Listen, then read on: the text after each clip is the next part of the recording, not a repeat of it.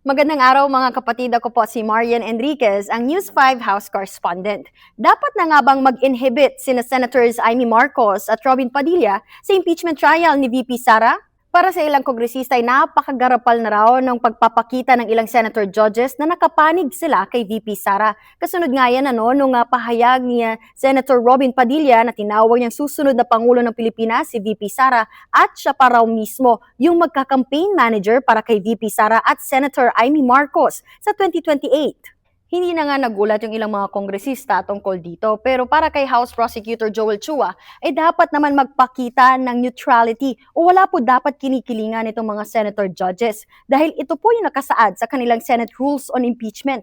Pag-uusapan pa raw nga ng House Prosecutors kung ano yung mga susunod nilang hakbang tungkol dito. Pero para naman kay mamamayang Liberal Party List Representative-elect Laila De Lima, dapat po pag-isipan na ni na Senators Amy and Robin na mag-inhibit o wag na pong lumahok doon sa impeachment trial bilang pagpapakita ng delikadesa. Maaari rin daw i-apply sa senator judges ang rules on inhibition ng judiciary, pero duda si De Lima na kusang mag-i-inhibit ang mga ito. Malinaw daw na pro-Sara ang mga senator judges at parte ng defense team. Dagdag pa niya, ang hayagang pagtukoy nila kay Sara bilang susunod na Pangulo ng bansa ay malinaw na ipinahihiwatig kung ano ang magiging boto nila sa impeachment trial kahit pa hindi pa naipipresenta ang mga ebidensya.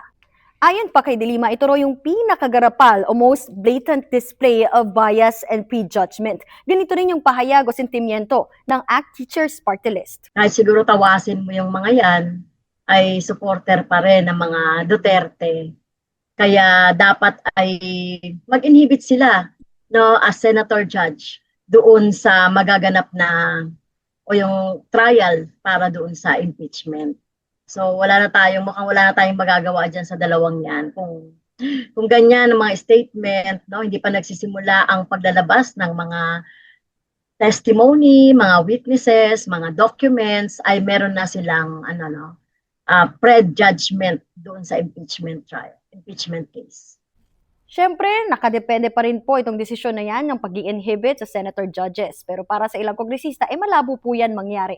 Yan muna ang latest dito sa Kamara. Ako po si Marian Enriquez para sa News 5.